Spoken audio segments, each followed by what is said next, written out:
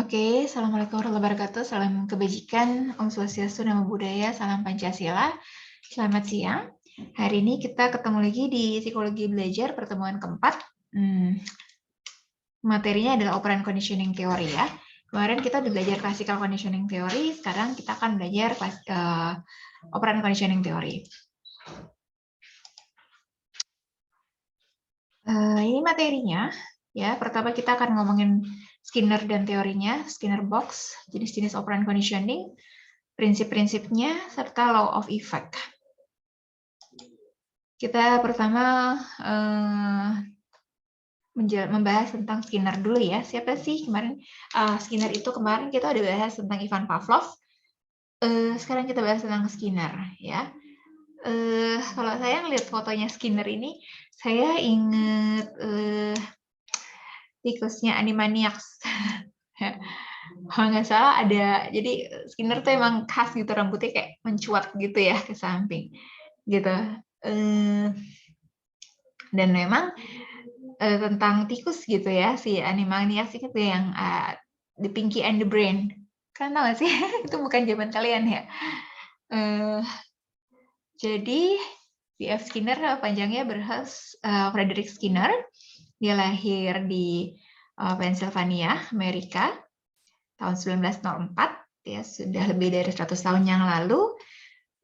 Dia juga behaviorist ya, aliran psikologi yang mengenai perilaku individu ya, bahwa segala sesuatu itu bisa dipelajari, diubah gitu ya, perilaku manusia itu bisa sama gitu pengubahannya.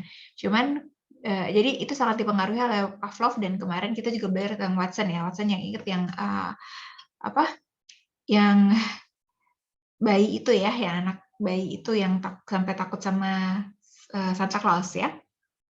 Nah, tapi nanti kita lihat ada bedanya gitu. Walaupun sama-sama behaviorist, tapi Skinner memiliki perbedaan dengan mereka berdua gitu. Dan beliau adalah dosen di Universitas Minnesota, Universitas Indiana, dan Harvard University. Ada beberapa buku ya, Walden 2, Verbal Behavior gitu ya, dan pernah mendapatkan penghargaan Humanist of the Year ya, tahun 72. Nah, kemarin udah tahu tentang classical conditioning teori. Nah, sekarang kita belajar teorinya operant conditioning. Tapi walaupun kalian ini saya tunjukkan mungkin untuk merekam, tapi kalau kalian ada boleh lah ya tanya jawab supaya lebih seru lah gitu ya. Mbak. Nah, operant conditioning teori itu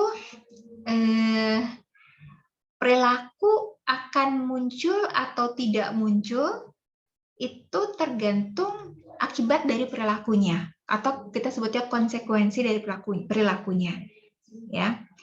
Nah, itu semacam kebalikannya dari classical conditioning theory. Kalau classical conditioning theory kan perilakunya akan muncul kalau ada stimulusnya gitu ya, ada sesuatu sebelum perilaku itu. Tapi kalau operant conditioning, perilaku itu bisa saja muncul atau hilang tergantung setelah perilaku itu apa yang terjadi.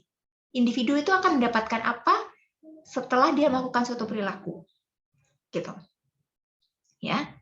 Nah, ya awalnya sih perilaku itu muncul kok begitu, bukan perilaku muncul duluan gitu. Iya, awalnya perilaku itu muncul terus ada akibat tertentu. Perilaku pertama kali muncul itu boleh dibilang tidak disengaja, tidak ada niatan tertentu. Ya dia lakukan saja, dia belum tahu konsekuensinya apa ketika dia melakukan sesuatu. Misalnya apa ya? Anak kecil lari-larian. Perilakunya adalah dia lari-larian. Dia nggak tahu konsekuensinya dia lari-larian tuh apa gitu. Jadi lari-larian aja. Nah, itu perilaku pertamanya. Tapi setelah perilaku pertamanya itu lari-larian itu terus ternyata dia jatuh berdarah, kan itu konsekuensinya ya. Konsekuensinya adalah dia mendapatkan hal yang tidak dia inginkan, yang merugikan dia gitu kan. Konsekuensinya negatif gitu. Nah, maka kemungkinan dia tidak akan lari-larian lagi gitu. Sorry. dia tidak akan lari-larian lagi gitu ya. Tapi kalau misalnya wah dia lari-larian terus dia dapat tepuk tangan dari orang tuanya, wah hebat, keren, cepat sekali larinya gitu ya, maka itu kan sesuatu konsekuensi yang positif yang menyenangkan untuk dia gitu.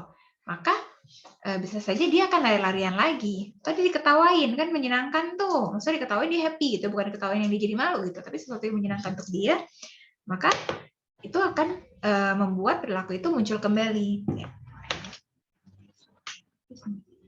Nah, jadi konsekuensi terhadap perilaku tersebut atau akibat ketika suatu perilaku itu dilakukan ada yang bersifat positif dan ada yang bersifat negatif. Nah, konsekuensi yang bersifat negatif yang merugikan individu pelakunya itu disebut punishment. Sementara konsekuensi yang positif yang menguntungkan bagi si individu pelakunya disebut sebagai reinforcement. Nah, tadi saya bilang kalau yang konsekuensinya negatif kan jadi nggak mau ngelakuin itu lagi, ya. Nah, jadi punishment berfungsi untuk menurunkan, melemahkan, bahkan menghilangkan supaya perilaku itu tidak muncul lagi, gitu, ya. Tapi kebalikannya reinforcement karena bersifat menguntungkan, maka dia akan membuat perilaku tersebut akan kembali muncul, bahkan mungkin semakin tinggi, semakin sering dilakukan atau meningkat, kita sebutnya. Oke. Nah, jadi bisa dipahami ya, ini bedanya reinforcement dan punishment ya. Jadi operant conditioning teori itu sebetulnya kita ngomongin dua hal ini, reinforcement dan punishment.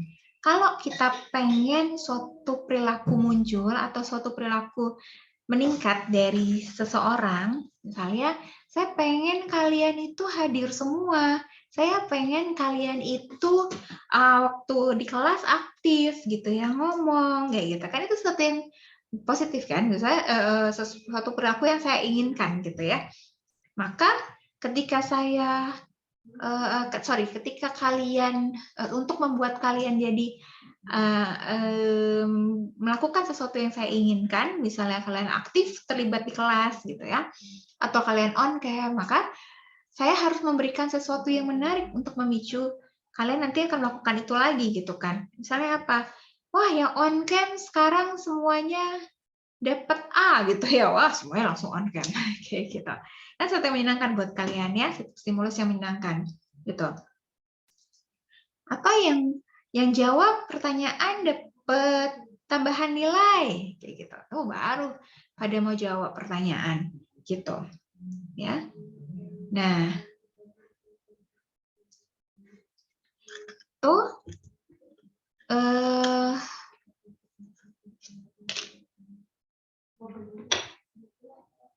saya terbalik ini ya. Reinforcement-nya kalau meningkatkan respon, kalau meningkatkan respon berarti memberikan stimulus yang menyenangkan.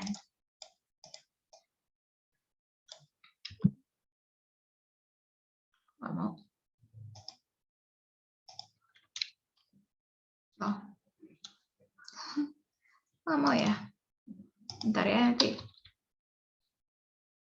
Jadi kalau nanti kita pelajari lebih jauh ya. Kalau mau meningkatkan respon, tadi saya pengen kalian semakin banyak nih mahasiswa yang on cam. Berarti kan saya harus nambahin stimulus yang menyenangkan buat kalian kan? Gitu. Yang on cam akan dapat nilai 100 gitu. Nah, tapi kalau misalnya saya pengen apa ya? Kalian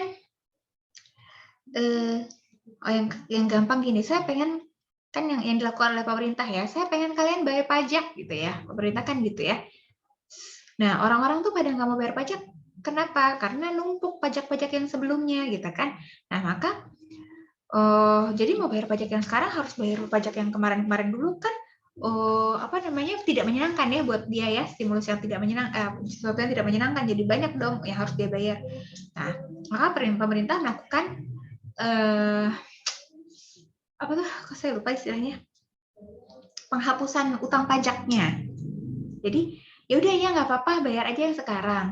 Nah, utang pajak yang kemarin dihilangkan. Nah, itu berarti menghilangkan stimulus yang tidak menyenangkan. Itu juga reinforcement, ya. Oke. Nanti kita bahas lebih lanjut. Nah, kalau punishment kan tujuannya adalah mengurangi atau melemahkan suatu perilaku yang tidak diinginkan kan.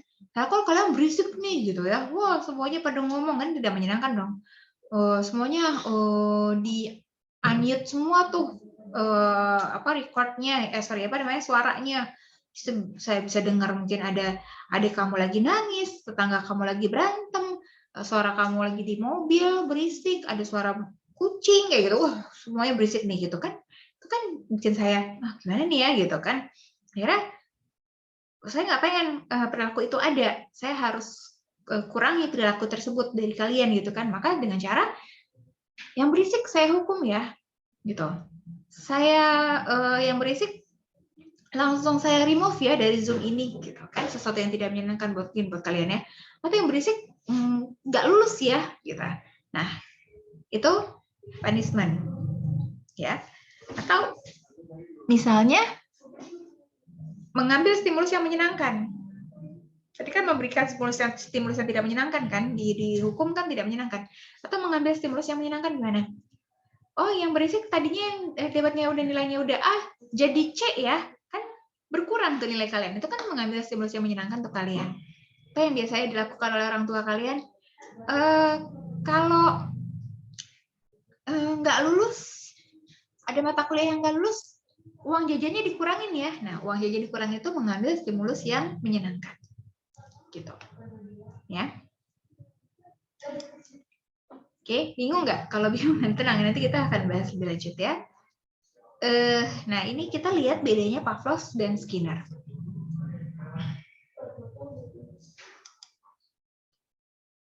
Nah, coba kalau dibaca, bedanya apa sih? Kalau operant conditioning, ini tikusnya, it's time for food, I should press the lever ya. So, ini waktunya untuk makanan, saya harus pencet pedal ya, pedal di namanya di Skinner box tuh ada kayak pedal yang harus dipencet sama si tikus supaya dia dapat makanan. Kalau classical conditioning, there goes the bell, it's time for food. Apa bedanya? Sama-sama ada tulisan it's time for food ya. Tapi bedanya apa? Kalau di operant conditioning, it's time for food-nya kalimat pertama. Gitu kan? Kalau di classical conditioning, it's time for food-nya kalimat kedua. Kalimat terakhir. Berarti maksudnya apa nih? Berarti kalau di operant conditioning, ya, udah waktunya makan, saya harus melakukan sesuatu untuk mendapatkan makanan. Yaitu mencet pedalnya, baru saya dapat hadiah makanan gitu kan. Nah, kalau ini wah udah belnya udah bunyi, berarti udah waktunya makan. Jadi gitu. Jadi kalau di operant conditioning stimulusnya itu disebut konsekuensi, datangnya belakangan. Tapi kalau di classical conditioning stimulusnya datang duluan, baru perilakunya terjadi. Gitu. Ya. Jadi terbalik gitu.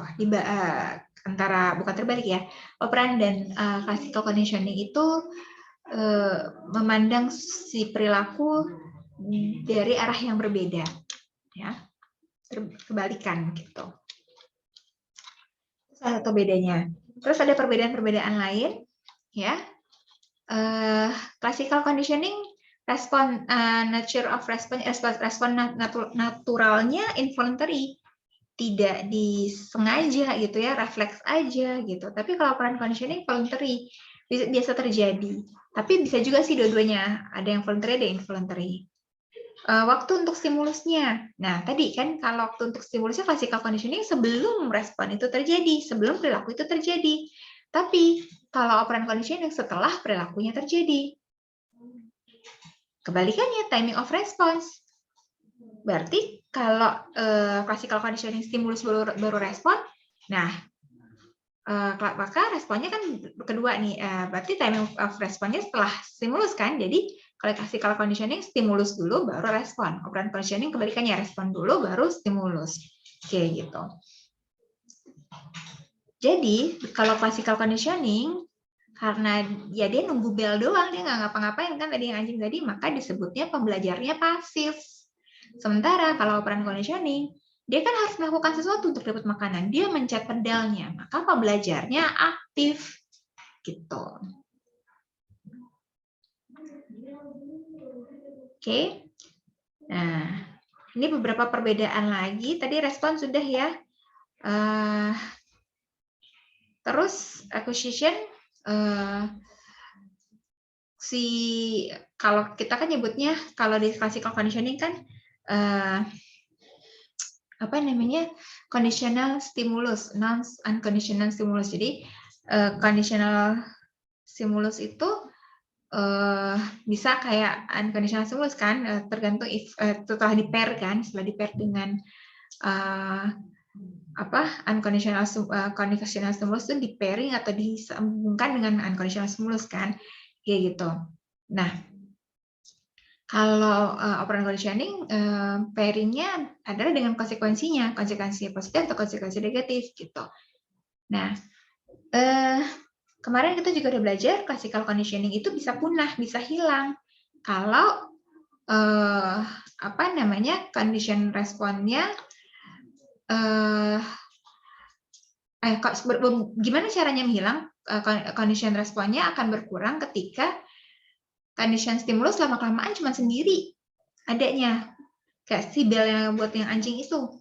Bel doang, lama-kelamaan puluhan kali bel doang yang didengar sama si anjing, tapi nggak ada makanan, ya akhirnya dia nggak mengeluarkan air liur lagi gitu. Itu punahnya kayak gitu. Nah, kalau operan conditioning bisa punah, perilakunya bisa punah kalau reinforcement-nya di stop. Kamu udah biasa nih dapat hadiah, terus udah gitu udahlah nggak usah dikasih hadiah lagi, toh dia belajarnya udah bagus gitu ya, udah ring 1. Nah, bisa aja kamu akhirnya malas lagi belajar ketika hadiahnya udah nggak ada, kayak gitu ya. Cognitive process ini sebetulnya nggak langsung diteliti oleh si para behavioris ini ya, karena kan cognitive process bukan bagian dari behaviorisme biasanya ya, mereka nggak percaya ada yang namanya cognitive process gitu ya. Tapi di penelitian selanjutnya, ketika akhirnya ada kayak cognitive behavior therapy gitu ya, akhirnya behavior nggak bisa berdiri sendiri, harus ada kognitifnya nih, kayak gitu ya, di tahun-tahun berikutnya. Jadi bukan oleh Pavlov maupun Skinner-nya nih ngomongin cognitive process gitu. Nah, itu yang terjadi adalah kalau di classical conditioning, subjeknya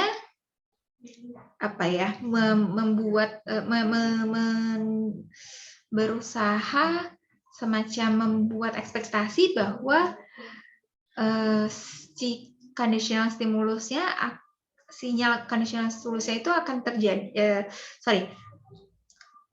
conditional stimulusnya itu akan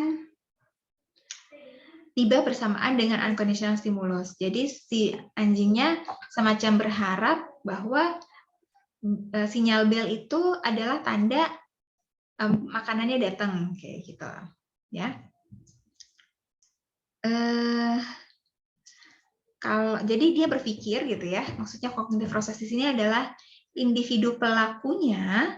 Kalau pada classical conditioning itu akan berpikir bahwa kenapa dia masih mau berperilaku tertentu gitu ya, karena dia masih berharap bahwa conditional stimulusnya itu akan hadir bersamaan dengan unconditional stimulus. Gampangnya si anjing masih akan mengeluarkan air liur selama dia masih berharap gitu, kalau di cognitive prosesnya, selama dia masih berharap kalau bel bunyi makanannya datang gitu ya. Nah, kalau di operan conditioning, kognitifnya itu, proses kognitifnya itu terjadi kalau si tikusnya kan, kalau operan conditioning pakai tikus ya, atau individunya berharap perilaku baik dia akan dihargai hadiah, perilaku buruk dia akan kena hukuman gitu. Jadi ya gue mau pakai helm biar dipuji orang gitu, ntar gue dapat pujian. Atau gue mau pakai helm supaya gue nggak kena hukuman gitu ya, punishment-nya gitu. Jadi itu yang dipikirkan, yang ada di pikiran si pelakunya. Nah, terus natural predispositions ya. Biological predispositions-nya itu jadi secara natural, secara alami, stimulus dan respon itu mudah sekali terasosiasi ya, terikat gitu ya. Stimulus pasti akan menghasilkan respon gitu.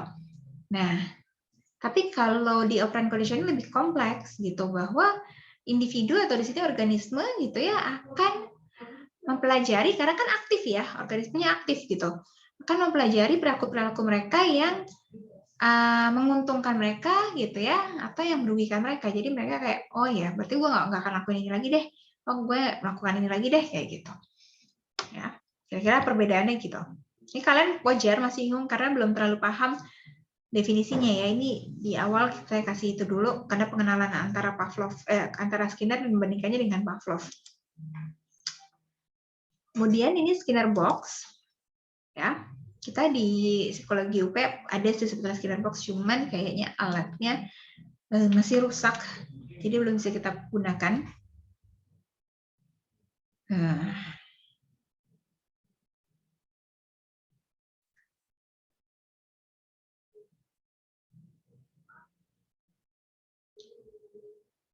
Terus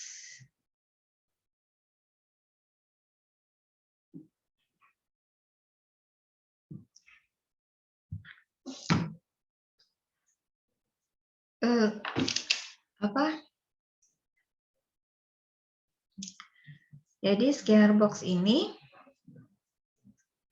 adalah, ini lihat gambarnya aja ya, biar lebih gampang. Ini gambarnya Skinner box. Disebut Skinner box karena penemunya Skinner ya, yang tadi yang CBF Skinner tadi. Jadi ada kotak kaca. Umumnya kalau yang punya psikologi itu semua kanan kiri atas bawah itu kaca, kecuali bawah. Ini pedal setruman ya, bukan pedal, besi-besi buat nyetrum, tapi sisanya semuanya kaca nih, kanan kiri ya, atas depan belakang ya. Tapi kalau yang Skinner box aslinya yang kacanya cuman kanan kiri sama atas ya. Yang ini kayu, depan kayu, belakang kayu yang ada tombol-tombolnya. Nah, terus bawahnya ya ini setrumannya ya, electric grid di situ loh, kayak besi-besi bisa buat nyetrum si tikus, sebagai lantainya si tikus. Nah, terus alat ini, si kotak yang ini dihubungkan dengan satu ada tempat makanan ya, tempat naruh makanan. Jadi kita taruh makanannya tikus di sini, pelet misalnya ya, taruh di sini. Nanti peletnya akan jatuh ke lubang ini. Kalian lihat ada lubangnya nggak di sini nih? Yang kayu yang ini ada lubangnya nih ya. Nah, akan jatuh ke situ. Ini ada saluran ke lubangnya.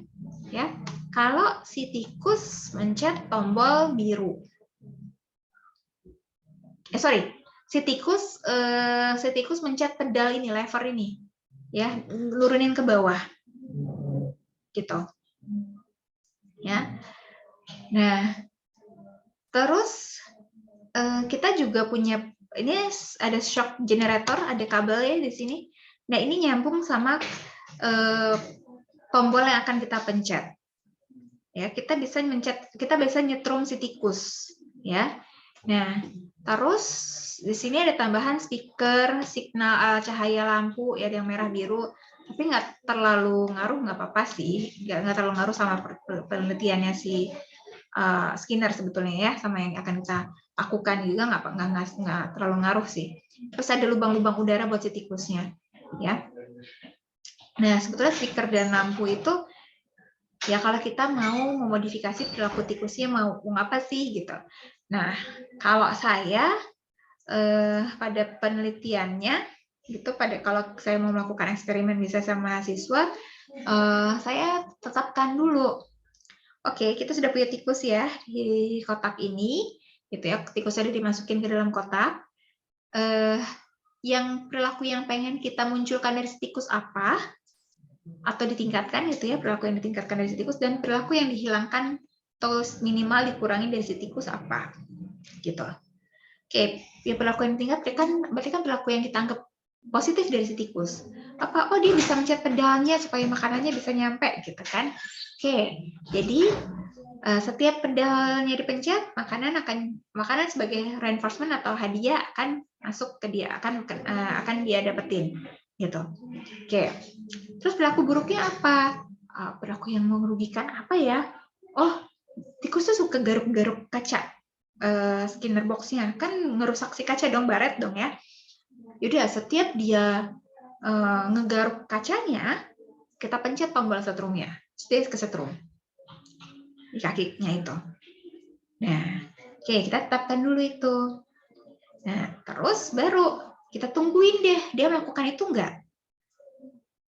Iya nih Mbak, dia udah setengah jam kemudian itu ya, lama ya, bukan 5 menit kemudian, enggak gitu. Setengah jam kemudian baru tikusnya mencet pedal, baru dia makanan keluar. Terus ya udah tikusnya makan dong, seneng dong. Terus dia ngerti nggak? Langsung ngerti nggak kalau dia makanan itu muncul gara-gara dia mencet pedal? Enggak. Dia bingung aja, ngapain sih gue tadi kok ada makanan gitu kan? Terus tadi gimana caranya lagi? Gue masih lapar nih, makanannya dimakan gimana ya gitu. Terus dia kayak berusaha mencet lampu, mencet garuk-garuk apa gitu kan? Enggak, makanan enggak muncul lagi. Malah pas garuk-garuk kena setruman. Hah, kenapa gue tadi? Gue salah apa? Kok gue tiba-tiba kena setrum gitu kan? Dia nggak tahu, dia nggak sadar. Ya individu segitu. Jika melakukan sesuatu dia nggak tahu bahwa itu suatu kesalahan atau itu sesuatu yang positif. Sampai ya ini menurut Skinner, sampai dia tahu konsekuensinya. Oh, ternyata ini hal yang positif. Karena gue dapat pujian gara-gara itu. Oh, ini ternyata hal yang negatif. Mbak Caca marah ternyata, gitu kan, gitu misalnya. Dapat hukuman, gitu-gitu. Ya. Nah, itu baru bisa terjadi ketika mungkin 2 atau 3 kali perilaku itu dilakukan, gitu ya, baru dia gitu. Nah, permasalahannya adalah ketika kita melakukan praktikum Skinner Box ini, kadang-kadang tikusnya habis disetrum, di situ dia diem aja di pojokan, nggak ngapa-ngapain, gitu kan. Terus kita gemes kan, ya ayo dong ngapain dong, berperilaku lagi dong, gitu. Ya, udah Mbak pencet lagi ya Mbak, supaya dia jalan gitu. Nah, balik lagi ke tujuannya. Tujuannya mau nyetrum dia tadi mau apa? Mau hukum dia tadi apa? Kan garuk-garuk kotak. Kalau nggak garuk-garuk kotak ya masa kena setrum juga. Lah gue nggak ngapa-ngapain juga kena setrum juga gitu kan. Itu kan sesuatu yang merugikan dia. Padahal gue nggak ngapa-ngapain gue juga kena gitu. Nah itu akhirnya dia nggak ngerti bahwa jadi yang mana sih yang benar? Gitu. Dia nggak ngerti mana yang suatu kesalahan. Itulah pentingnya konsisten ketika menghukum atau memberikan hadiah. Ya, dalam pembelajaran menggunakan teori operant conditioning kayak gitu. Ya, itu yang emang kadang kita harusnya begini gitu ya. Jadi itu kenapa mungkin kalian sebagai anak, sebagai mahasiswa gitu ya, kok gue diem aja tetap disalahin, kok gue ini aja begini, nah itu ya berarti mungkin belum dapat tuh penjelasan atau satu ya kalian sendiri belum paham apa yang sebetulnya benar atau salah, perilaku benar atau salah, atau yang kedua si pengajarnya yang memberikan pembelajaran itu tidak konsisten memberikan reinforcement dan punishment-nya gitu. Ya, ini juga ada yang pakai burung gitu ya. Tuh. Skinner box-nya tapi burung gitu ya. Nah, tadi kan tikus. Ada pertanyaan nggak sampai sini? Nggak ada? Nah, lanjut. Mbak. Sepertinya belum, Mbak. Oke. Kalian udah pernah ketemu operant conditioning sebelumnya? Sudah, Mbak. Sudah, Mbak. Di sekolah Mbak. Di psikologi umum. Berarti saya cuman apa namanya? Mengingatkan lagi ya, memperdalam lagi ya. Iya, Mbak. Iya, Mbak. Oke. Sekarang kita ngomongin jenis-jenis reinforcement dan punishment. Ya. Ada 2 pembagian. Yang pertama pembagiannya berdasarkan konsekuensinya itu langsung berpengaruh atau tidak langsung berpengaruh terhadap fisik kita. Ya. Nah, kalau langsung berpengaruh terhadap fisik kita disebut primary. Tapi kalau tidak langsung, itu secondary. Maksudnya apa? Misalnya, tadi penelitiannya Skinner kan pakai Skinner box itu primary itu langsung berpengaruh terhadap si fisiknya si tikus.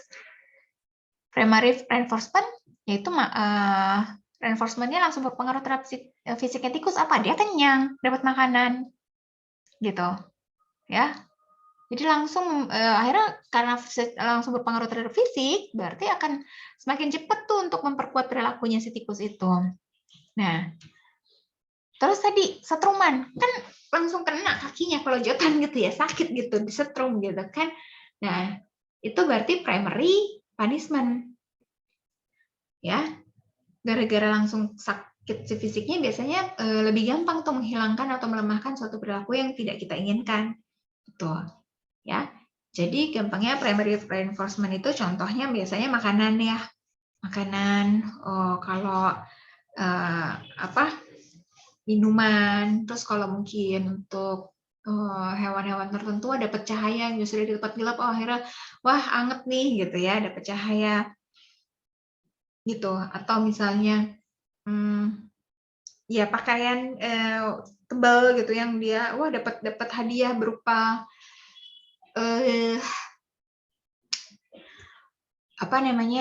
pakaian tebal, jadi dia nggak kedinginan, itu kan berpengaruh terhadap fisik ya. Udara, maksudnya udara ya tadi dia dikasih cadangan udara sedikit, sekarang tambahin kayak gitu ya misalnya ya. Kalau kalian nonton Hunger Games itu kalau para pemain Hunger Games-nya dapet sponsor ya, nah itu primary reinforcement tuh. Ya, kan dapat apa biasanya makanan, minuman, obat gitu ya. Korek api gitu kan buat menghangatkan badan. Obat luka gitu-gitu ya, nonton Hunger Games ya. Nah, itu primary reinforcement. Ya.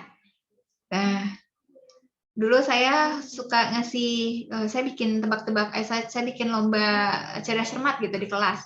Terus yang kelompok yang menang saya beliin coklat. Nah, itu primary reinforcement. Kan makanan langsung ya. Gitu. Nah, kalau primary punishment badan dia langsung kena kerasa tuh sakitnya. Misalnya apa? Ditampar. Kayak tadi ya, saya sih nggak nonton Oscar, tapi saya tahu berita-beritanya aja tuh, Will Smith nampar siapa? Tahu nggak? Nampar siapa tadi ya? Ya, nah tuh kalau nonton ya. Itu primary punishment tuh. Atas perilaku buruknya si Chris Rock ya. Kayak gitu. Tamparan, pukulan, cubitan, dijewer, disetrum tadi si tikus gitu ya. Terus apa lagi? Ya itulah pokoknya yang secara hukuman fisik. Nah, itu primary punishment. Ya. Nah, kalau secondary reinforcement nggak secara langsung untuk ke fisiknya. Jadi stimulus yang memperkuat perilakunya melalui asosiasi ke primary reinforcement. Misalnya saya kasih uang jajan gitu ya. Kamu nanti kan saya kasih uangnya baru kamu beliin makanan. Kan jadi secondary tuh, berlapis. Gitu. Ya.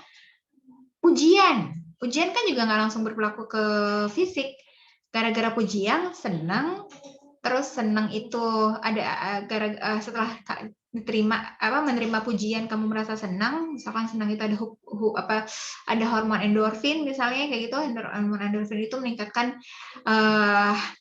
sistem imun kamu jadi lebih sehat kayak gitu ya. Nah, itu kan jadi berlapis, jadi nggak langsung. Itu juga penghargaan bikin kamu senang, atau penghargaan terus baru ada duitnya, dikasih duitnya baru beli makanan, kan jadi berlapis gitu ya. Terus secondary punishment juga gitu, hukuman yang dicaci maki, dimarahin ya, hukuman verbal gitu ya. Nah, itu kan bikin kamu sedih, bikin kamu kesel. Kekesalan, kesedihan kamu menurunkan sistem imun kamu gitu kan, jadi terus kamu jadi sakit kan, jadi nggak langsung sakit kan, tapi kalau kamu ditampar kamu langsung ngerasain sakit gitu. Nah, kalau ini berlapis untuk jadi sakitnya kayak gitu. Denda berarti kamu diambil, berarti kan uang yang untuk makanan jadi berkurang kayak gitu ya. Jadi paham ya primary dan secondary-nya. Mbak, saya mau Yes. nanya dong, Mbak. Ya. Jadi kalau yang primary reinforcement sama primary punishment itu lebih ke fisik ya, Mbak ya, dua-duanya? Ya, yang disebut dengan Secara langsung primary. ya? Bedanya kan kalau reinforcement itu sesuatu yang menyenangkan, konsekuensi yang menyenangkan yang diterima individunya. Tapi kalau punishment itu sesuatu yang merugikan buat si individu, ya. Rasa sakit kan, fisiknya jadi sakit gitu kan. Secara langsung. Tapi kalau secondary kan nggak langsung. Gitu, ya. Dia harus berhubungan dengan yang lain dulu. Kayak tadi uang berhubungan sama makanan. Baru makanannya yang yang ke fisik gitu kan, yang berhubungan dengan fisiknya. Tuh. Ya. Terima kasih, Mbak. Ya. Nah, terus di sini ada tiga lagi, ada jenis-jenis lagi, yaitu reinforcement, punishment, dan extinction.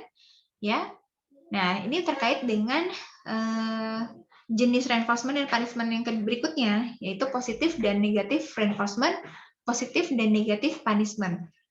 Di yang bagian pertama tadi saya udah jelasin ya, mengambil atau menambah reinforcement, menambah atau mengambil punishment gitu ya. Nah, jadi ingat, karena reinforcement adalah sesuatu yang menyenangkan untuk individu, maka harapannya reinforcement itu bisa meningkatkan perilaku yang baik, perilaku yang kita inginkan. Sementara punishment adalah sesuatu yang merugikan individu, ya, maka harapannya adalah ketika si individu itu menerima si punishment, perilakunya menurun, kayak gitu, ya. Nah, terus kalau extinction, yang tadinya tiba-tiba ada reward jadi nggak ada reward, yang tadinya ada hadiah tiba-tiba nggak ada hadiah, gitu ya. Bukan decrease lagi, bukan turun lagi, langsung turun drastis gitu. Decline tuh yang kayak tiba-tiba hilang aja gitu. Kalau decrease kan pelan-pelan turun ya, gitu. Atau kebalikannya, udah nggak ada hukuman lagi, ya udah nggak ada, kayak misalnya gini, extinction kan kalau dulu misalnya pas tahun lalu atau beberapa bulan yang lalu harus pakai masker gitu ya misalnya ya, kalau nggak pakai masker kena hukuman, nggak boleh masuk mana, nggak boleh masuk, bukan masker nih sekarang belum ya, kalau tapi ya udahlah saya kasih contoh, misalkan kan perilaku individu menggunakan masker di tempat umum misalnya ya, di kereta gitu ya, di kereta deh misalnya, terus kalau nggak pakai masker kan dihukum nggak boleh masuk ke dalam area stasiun gitu ya. Nah, terus misalkan bulan depan udah lagi nggak diperhatiin mau pakai masker gitu. Akhirnya ya udah langsung hilang aja itu perilaku nggak pakai masker. Bahkan mungkin nanti akan banyak orang yang nggak pakai masker lagi. Malah kayak gitu. Itu jadi extinction tuh, langsung punah perilaku pakai maskernya. Gitu. Ya. Nah, saya lebih lanjut. Di sini, ini sebenarnya ada beberapa gambar untuk sebetulnya intinya sama ya.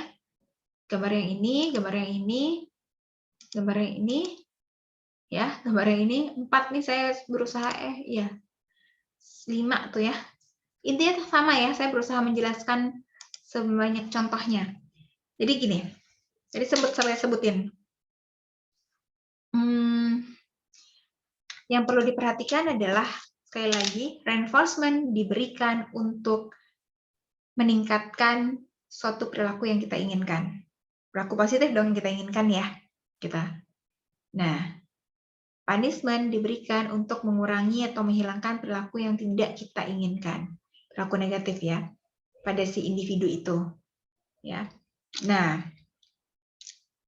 awalnya itu cuma ada yang sama-sama positif ya, positive reinforcement dan positive punishment. Positive reinforcement berarti sesuatu itu diberikan kepada individu, sesuatu yang menguntungkan, reinforcement menguntungkan. Sesuatu yang menguntungkan diberikan kepada individu.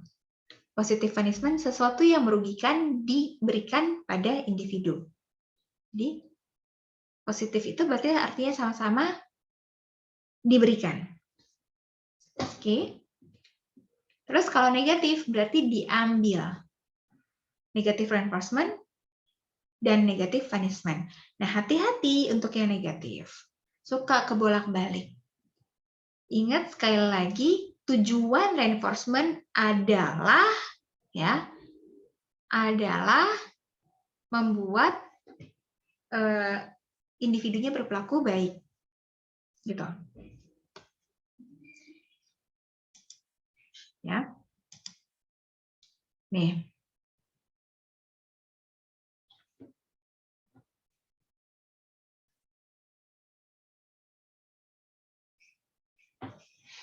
Untuk membuat individu berperilaku baik, apa yang harus diambil? Sesuatu yang merugikan dia. Nah, jadi negative reinforcement mengambil sesuatu yang merugikan individu itu. Ya, tadi saya kasih contoh, pemerintah memberikan amnesti. Amnesti itu kan mengurangi utang pajak ya, kalau pajak ya. Kalau di penjara mengurangi masa tahanan. Nah, itu negative reinforcement.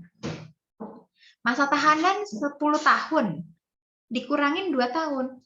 Kan sesuatu yang merugikan dia, kan masa tahanan itu kan sesuatu yang merugikan dia. Kalau dikurangin dari 10 tahun jadi 2 tahun, jadi sisanya 8 tahun, dia senang nggak? Dia senang kan jadinya? Nah, dia senang, akhirnya apa? Perilaku dia semakin baik. Gitu. Jadi, tahanan-tahanan yang berperilaku baik dikurangi masa tahanannya. Nah, itu negative reinforcement. Oke. Negative punishment mengurangi sesuatu yang menyenangkan buat si individunya. Kamu disuruh mama ngepel rumah gitu ya, mama pergi terus kamu disuruh ngepel rumah. Terus kamu malah nggak ngepel, kamu ketiduran. Mama marah nih, bukan dimarahin dengan cara kamu diomelin panjang lebar, enggak. Tapi, oh ya udah, karena kamu nggak ngepel, kamu nggak dapat makan malam ya hari ini. Gitu. Kan itu sesuatu yang menyenangkan buat kamu, makan malam misalnya ya. Atau ya, mama beli coklat, tapi karena kamu nggak ngepel, kamu nggak dapat coklatnya ya. Gitu. Nah, itu negative punishment. Bisa dipahami? Bisa, Mbak. Bisa, Mbak. Ya. Nggak bingung ya? Sekali lagi. Mbak, kalau yang positive punishment contohnya kayak gimana ya, Mbak? Kalau positive punishment jelas dikasih sesuatu yang merugikan. Ya tadi tamparan, pukulan, hinaan, hukuman penjara, gitu kan? Itu positive punishment. Kalau positive reinforcement hadiah, gitu ya, pujian, gitu, penghargaan, gitu. Ya. Yang positif gampang sih ya. Yang negatif ini suka kebolak-balik. Bisa dipahami? Iya, Mbak. Oke, ya. Ini beberapa contoh lain, kan bisa baca. Ya intinya sama yang tadi saya bilang ya. Gitu. Oke. Yang terakhir, prinsip-prinsip. Sama kayak classical conditioning, operant conditioning juga punya stimulus generalization, discriminative stimulus, ya. Itu ada. Berarti apa kalau stimulus generalization? Dia misalnya dia tuh hanya akan dia tuh ketika dikasih coklat dia baru mau ngerjain PR gitu ya. Awalnya kan dia dikasih coklat, dia ngerjain PR, terus nanti dia bakal dapat coklat. Terus ternyata mamanya ganti, bukan cuma coklat, cake gitu ya, atau es krim. Nah, terus pokoknya reinforcement-nya apapun, bukan cuma satu benda, bisa coklat, bisa es krim, bisa kue gitu ya. Terus dia tetap rajin belajar karena reinforcement itu, maka dia mengalami stimulus generalization. Gitu. Tapi kalau dia cuman bahkan rajin belajar kalau dikasih coklat aja, kalau dikasih es krim, dikasih kue nggak ngaruh gitu misalnya. Berarti dia mengalami diskriminatif stimulus, dia bisa membedakan stimulusnya. Oke? Bisa dipahami? Sini. Ngerti ya? Hukuman juga gitu. Oh, dia baru berhenti apa ya? Berhenti nangis gitu misalnya. Ada anak kecil tantrum gitu di mall. Dia tuh baru berhenti nangis kalau dimarahin bapaknya. Kalau dimarahin ibunya, marahin neneknya, dia tetap aja nangis. Itu berarti yang mana? Itu contoh apa berarti? Stimulus generalization apa diskriminatif stimulus?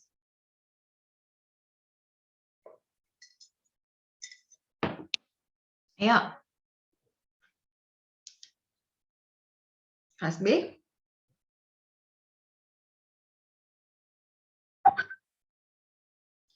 Bentar ya, saya angkat telepon Mbak Tila.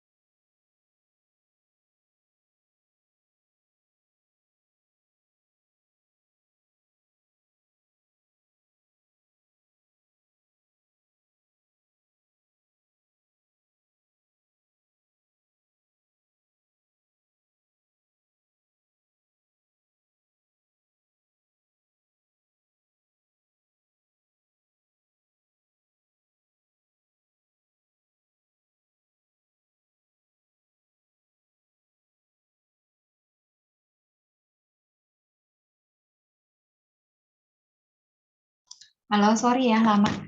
Ya, tadi bisa nggak jawab pertanyaan saya? Kalau anak kecil berhenti nangis karena takut dimarahin bapaknya aja, tapi nggak ngaruh kalau dimarahin ibunya, dimarahin neneknya, dimarahin kakeknya, berarti dia mengalami stimulus generalization apa diskriminatif stimulus? Diskriminatif kan. Pintar. Ya, berarti bisa bedain ya. Jadi dia hanya kena tuh hukumannya kalau dari satu orang aja gitu. Tapi kalau dimarahin sama yang lain-lainnya juga berhenti nangis, berarti stimulus generalization gitu ya. Nah, prinsip berikutnya adalah, kalian ada acara lagi habis ini? Jadi saya tetap ngerekam sih, kalau kalian memang mau keluar ya nggak apa-apa ya, saya tetap ngerekam. Kemudian continuous reinforcement, ya. Nah, itu adalah kalau setiap perilaku langsung dikasih hadiah, gitu. Misalnya, wah kamu berperilaku positif gitu. Pernah nonton Big Bang Theory ya? Saya ingatkan gini, di salah satu episode Big Bang Theory, Sheldon pengen si Penny itu suaranya jadi lebih ngomongnya jadi lebih sopan gitu ya, ketawanya lebih sopan. Setiap Penny berperilaku sopan langsung dikasih coklat. Coklat yang bulat kayak coklat yang cokobal ya, yang bola kayak gitu.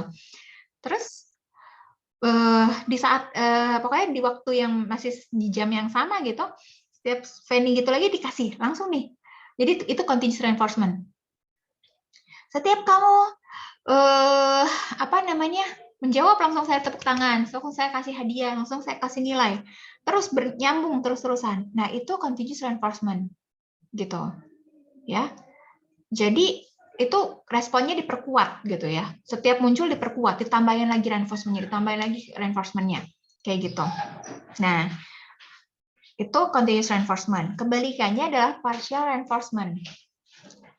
Ketika continuous reinforcement ini lama-kelamaan kan orang jadi capek ya gitu, maksudnya pasti nggak enak, pasti jenuh makan coklat terus-terusan kan gitu.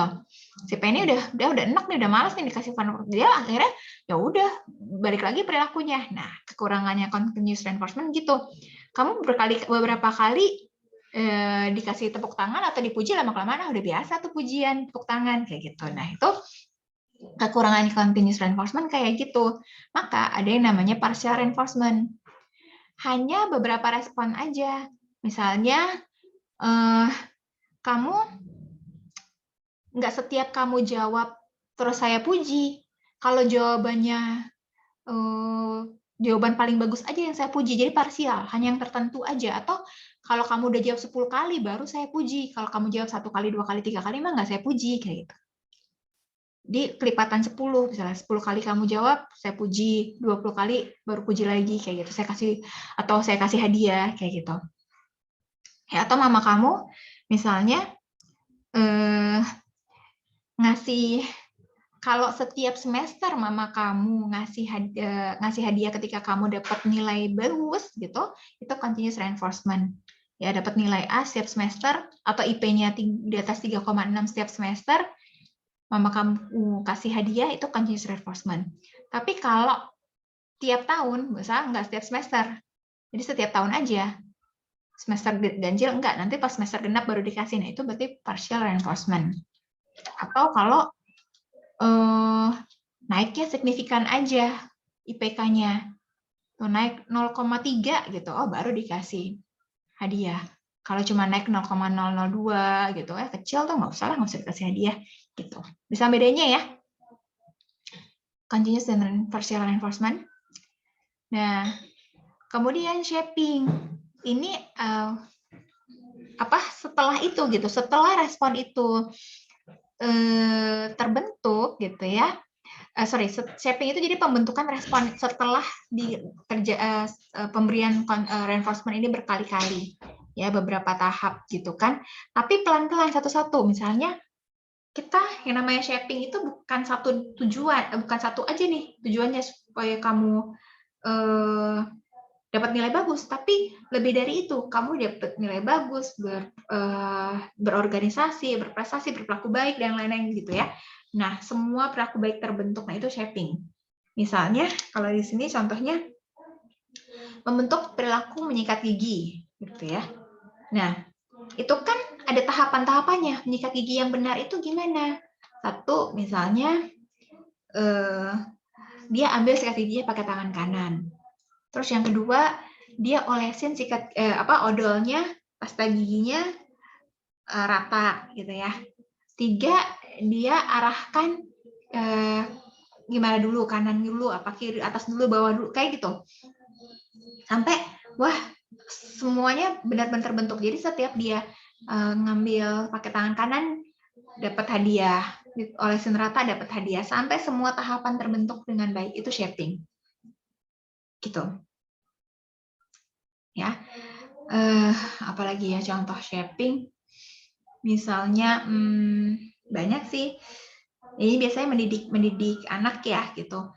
Misalnya, supaya ketika dia bangun pagi, dia langsung bangun, terus beresin tempat tidurnya gitu ya, langsung mandi. Jadi ada beberapa perilaku yang dibentuk. Terus tergabung jadi satu, perilaku setelah bangun pagi gitu. Nah, itu shaping. Ya. Oke. Terus bawahnya. Oke, behavioral modification. Nah, ini bagian selanjutnya, bukan bagian ya. Proses operant conditioning itu, ya, akhirnya bisa mengubah suatu perilaku, ya, memodifikasi suatu perilaku, ya. Misalnya mengurangi kecanduan rokok, gitu ya, mengurangi kecanduan film porno, gitu ya, mengurangi kecanduan bermain game online, mengurangi kecanduan media sosial, gitu ya, akses media sosial, kayak gitu. Atau meningkatkan keaktifan penggunaan LMS, gitu. Kalau misalnya buat kita, gitu ya, itu kan tadinya nggak pernah mengisi LMS, gitu. Terus akhirnya meningkat, gitu ya. Itu behavioral modification, mengubah suatu perilaku. Membuat masyarakat membuang sampah pada tempatnya, membuat masyarakat mau menggunakan masker dengan benar, kayak gitu-gitu. Nah, itu behavioral modification. Nah, ya caranya tadi bisa pakai reinforcement and punishment itu, ya. Nah, tapi tadi kan kita udah belajar bahwa untuk reinforcement yang ada continue, ada parsial gitu kan ya. Kan kalau continue bisa-bisa bosan, bisa-bisa setiap apa-apa dikasih hadiah udah nggak ngefek lagi, hadiahnya udah kayak nggak terlalu membuat senang lagi buat si individunya. Nah, akhirnya digunakan cara yang namanya token ekonomi.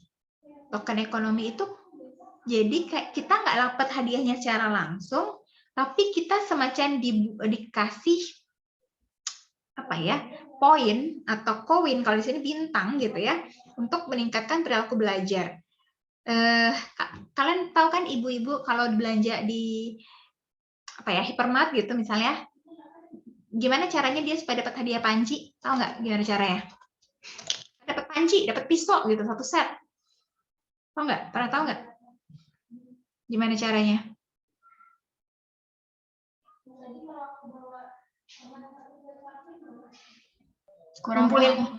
Ngumpulin apa? Ngumpulin stiker. Kalau belanja 100.000 dapat 10 stiker gitu. Misalnya, nggak 10 stiker sih. Belanja 100.000 dapat 1 stiker. Nanti kalau udah belanjanya, kalau udah dapat 10 stiker, baru dapat panci gitu. Pernah tahu yang kayak gitu nggak? Iya, Mbak. Tahu, Mbak. Nah, ya. Nah, itu token ekonomi namanya. Ya. Atau kalian main games, itu token ekonomi, ya. Kalian baru naik level kalau dapat poin 1000 misalnya. Nah, baru naik level 2 gitu kalau dapat poin 1000. Untuk dapat poin 1000, kan kamu ngumpulin satu persatu nih. Harus ngapain? Ada yang misalkan ngalahin musuh dapat 300 poin, cuma nolongin dapat 20 poin. Kan akhirnya terkumpul jadi 1000 kan ya. Poin-poin yang satuan itulah token ekonominya untuk mendapatkan sesuatu yang besarnya, sesuatu yang lebih reward yang diinginkan ya. Reward yang diinginkan naik level, reward yang diinginkan buat ibu-ibu tadi dapat panci. Kayak gitu. Ya. Saya pernah ponakan saya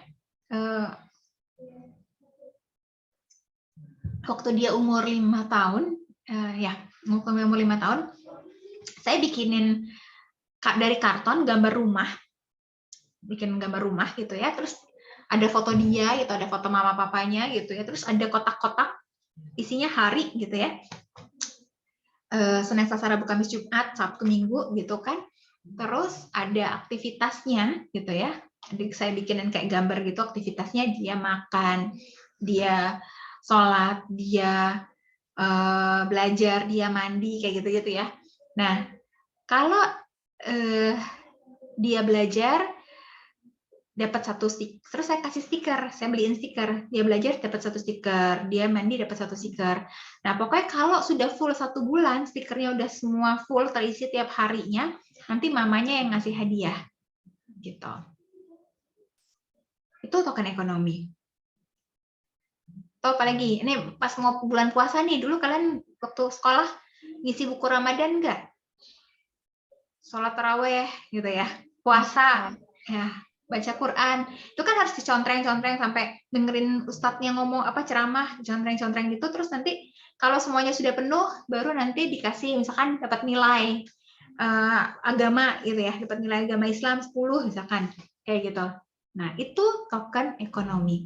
Jadi, reinforcement-nya tidak diberikan langsung pada saat perilakunya dilakukan. Baru dikasih poin-poin untuk mendapatkan reinforcement yang sesungguhnya di akhir. Itu token ekonomi. Paham? Ya?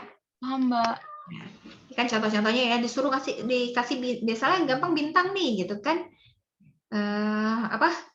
Setiap semua kotaknya dapat dikasih bintang semua sampai habis, baru dapat hadiahnya apa. Gitu. Oke. Terakhir adalah law of effect. Nah, ini dari Thorndike. Sebetulnya kemarin kita sempat waktu di pertemuan 2 ya, membicarakan ini sekilas ya, efek pembelajaran itu. Ya, nah itu tapi ini khusus yang dibicarakan oleh Thorndike ya. Ini Edward L. Thorndike gitu. Dia yang tadi eksperimen yang tadi pakai burung ya. Kalau si Pavlov kan tadi Skinner kan pakai tikus ya. Skinner box itu tikus, tapi kalau yang tadi burung, nah itu Thorndike sih yang bikin sebetulnya. Nah, jadi dia bilang berdasarkan teorinya si Skinner tersebut, oh berarti pembelajar atau individu itu aktif gitu. Nah, jadi anak atau pembelajar itu bisa menerima instruksi dari guru secara aktif, nggak pasif gitu ya. Dan dia, jasa-jasa yang lain adalah membuat tes alfa dan F beta untuk masuk militer AS, terus pernah jadi presiden Psychometric Society gitu ya. Itu sejarahnya dia. Nah, terus Skinner kan tidak menjelaskan proses terbentuknya ikatan antara stimulus dan responnya tadi ya. Nah, disinilah berusaha ditambahkan oleh si Thorndike ya, bahwa ketika individu akhirnya memiliki perilaku tertentu karena konsekuensi positif dari reinforcement atau konsekuensi negatif itu punishment, itu trial and error. Si tikus kan awalnya tadi nggak tahu kalau dia garuk-garuk kaca itu dia bakal kena setrum, itu kan trial and error gitu. Ya, beberapa kali dia kena setrum baru dia sadar. Oh, ternyata nggak boleh lo garuk-garuk ini gitu. Ya. Setelah beberapa kali dia nggak langsung mencet pedal makanan, dia pencet sana sini dulu, pencet tombol merah, pencet tombol biru gitu ya. Terus tiba-tiba pencet pedal, dia nggak nyadar pencet pedal kok dapat makanan. Terus tadi dia lupa kan, ini pencet apa ya dapat makanan, pencet merah biru. Tadi trial error, coba-coba lagi gitu ya. Nah, oleh karena itu berdasarkan hal-hal tersebut Thorndike mengemukakan teori ya, namanya law of effect atau hukum-hukum belajar ada 3. Si individu akan berhasil proses belajar operant conditioning teorinya ini gitu ya, dia bisa mengubah perilakunya ini kalau satu dia siap.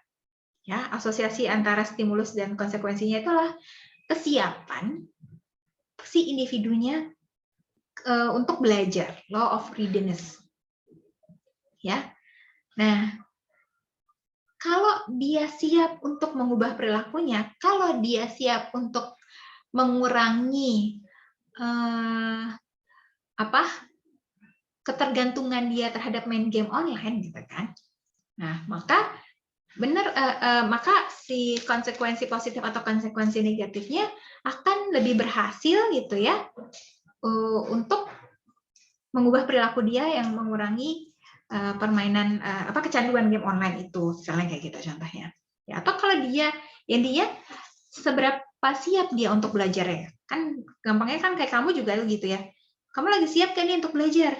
Kata aduh, dulu Mbak, saya capek habis popsi kemarin nih. Kan otomatis nggak dapat nih ilmunya sekarang, itu kurang nih gitu ya.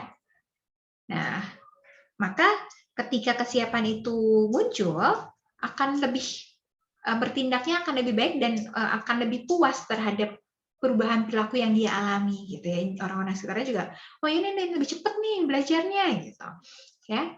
Yang kedua, law of exercise. Law of exercise kalau pakai bahasa Indonesia Allah bisa karena biasa gitu ya. Sering latihan gitu. Tadi trial and error-nya terjadi berulang kali, yang lebih sering melakukan latihannya itu akan lebih cepat perilakunya berubah gitu ya. Nah, semakin sering berulang, semakin sering dilatih gitu kan, semakin cepat belajarnya. Law of effect gitu. Nah, ini keterkaitan antara si reinforcement dengan perilaku atau punishment dengan perilaku ya.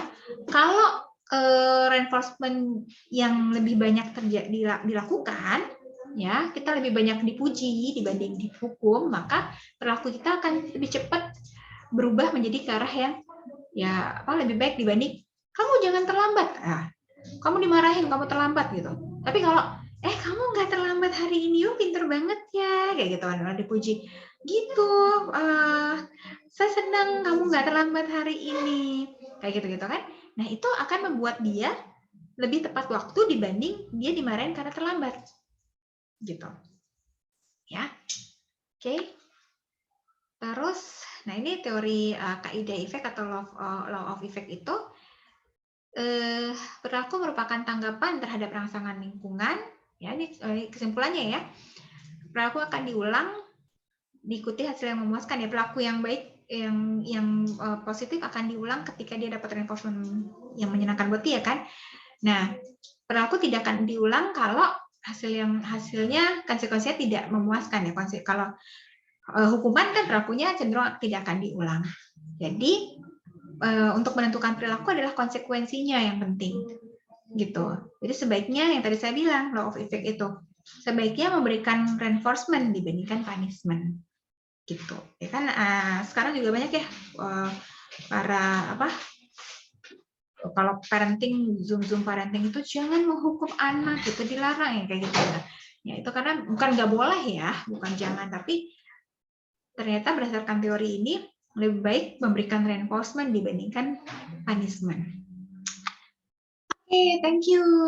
Sorry, saya ada beberapa gangguan hari ini. Silahkan kalau ada yang mau belajar, udah mau belajar. Ada yang mau bertanya?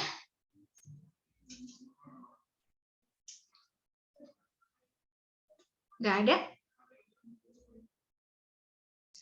Kalau nggak ada, ini karena cuman ber-25,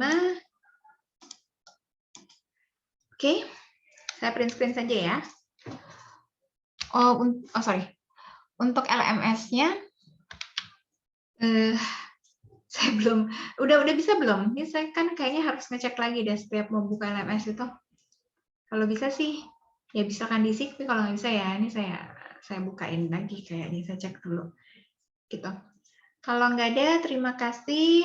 Sampai ketemu hari Jumat ya untuk psikologi kognitif. Terima kasih semuanya. Assalamualaikum. Ya Mbak, makasih Terima kasih, juga Mbak. Mbak. Waalaikumsalam Mbak. Mbak Makasih, ini Mbak. absennya nanti dicek kan ya Mbak ya? Akan saya langsung hadir semua hari ini kan? Iya Mbak. Untuk ya paling kan kalian harus LMS kan? Ya LMS nanti saya bilangin kalau emang kalian coba dulu kalau emang ternyata nggak bisa ya berarti kan harus saya buka lagi tuh entah apalah. Saya belum buka LMS nih ya. Kayak gitu. Mbak. Makasih ya Mbak. Oke, Makasih banyak Mbak. ya.